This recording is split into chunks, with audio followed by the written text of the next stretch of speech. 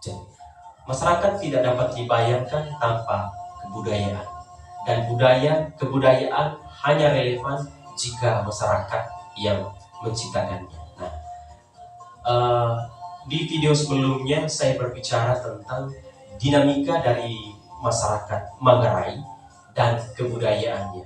Nah, saya melihat dinamika dari kebudayaan itu bahwa kearifan tradisional Manggarai mengalami erosi.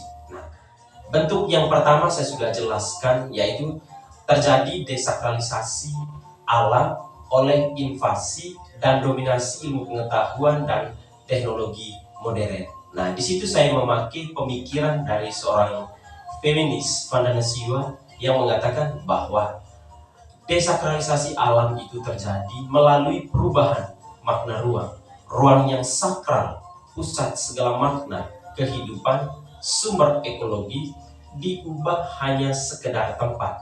Nah, konsekuensinya alam diperlakukan secara sewenang-wenang dan eksploitatif. Nah, salah satu contoh alam diperlakukan secara sewenang-wenang di kampung saya, Desa Rehak, Kecamatan Welak, ya, di mana terjadi pemotongan kayu beringin untuk akses pembangkit tenaga listrik di desa saya. Jadi hajulangke kayu beringin itu dipotong, ya, tanpa ketakutan magis sama sekali, tanpa ada beban. Dan di situ tidak ada orang yang berusaha untuk melarang untuk kayu pohon itu tidak dipotong, ya. Lalu di situ saya melihat bahwa kearifan itu sudah mengalami erosi dan kesadaran masyarakat yang ada di sana itu mengalami kemunduran. Nah, sementara keyakinan-keyakinan tradisional orang Manggarai, masyarakat adat Manggarai mereka mempercaya dengan roh-roh, ya, mempercaya dengan roh alat, dan mereka juga mempercayai dengan yang namanya naga. Naga itu semacam kekuatan adikodrati yang bersifat positif. Makanya ada naga golok, ada naga tanah, dan ada naga baru. Dan diyakini bahwa naga-naga itu, roh-roh itu di tempat tinggalnya di pohon-pohon besar. Salah satunya itu adalah di pohon beringin. Jadi saya melihat bahwa kearifan tradisional itu mengalami pemahaman kearifan tradisional masyarakatnya di sana mengalami kemunduran. Untuk itu saya sebagai anak muda juga terus mengkampanyekan agar bisa melestarikan kearifan-kearifan kebudayaan orang Manggarai, ya, itu.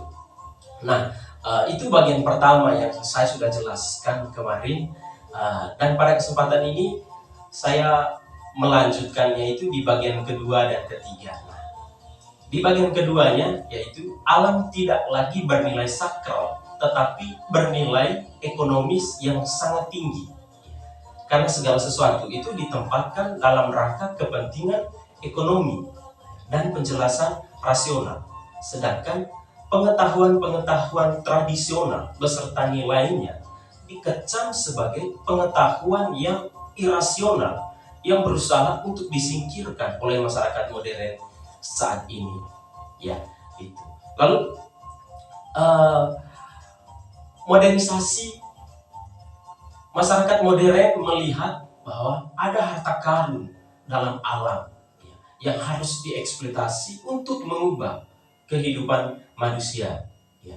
Memang bahwa modernisasi itu menawarkan pola hidup baru yang bertentangan secara diametral dengan pola hidup masyarakat adat Manggarai, ya. Jadi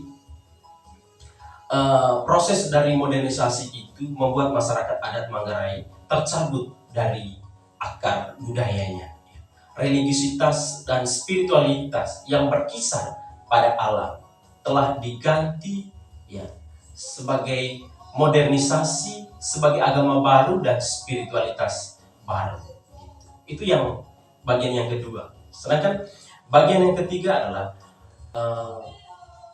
hilangnya keanekaragaman hayati sebagai akibat dari modernisasi dan pembangunan sebagai agama baru dari masyarakat modern.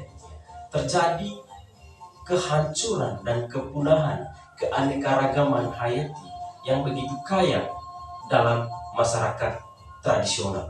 Nah, dampak timbal baliknya semakin hancur dan punahnya keanekaragaman hayati yang begitu kaya dalam masyarakat tradisional, semakin hancur dan terkikis pula kearifan tradisional beserta nilai, karena kearifan tradisional terkait erat dengan keanekaragaman hayati. Nah, kearifan tradisional hanya mungkin bisa dipertahankan kalau alam dengan segala kekayaan di dalamnya masih bisa dipelihara.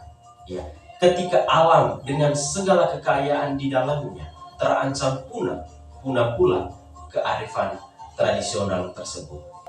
Oke, demikian dari apa yang saya sudah sampaikan tadi. Ya, nantikan video-video saya selanjutnya. Saya akan terus berbagi kepada teman-teman tentang public speaking, tips-tips dari public speaking, dan saya akan berbagi terus tentang kebudayaan, khususnya budaya Manggarai, karena saya tahu bahwa salah satu berdana punya paling baik dalam kehidupan ini adalah membagi ilmu pengetahuan. Saya sebagai anak muda yang berasal dari Flores, Manggarai, saya akan terus mengkampanyekan kebudayaan Manggarai agar bisa melahirkan generasi yang memiliki wawasan ekoliterasi dan wawasan kebudayaan. Karena hanya dengan generasi itu yang bisa menyelamatkan kebudayaan beserta alam dengan segala kekayaan di dalamnya masih tetap dijaga dan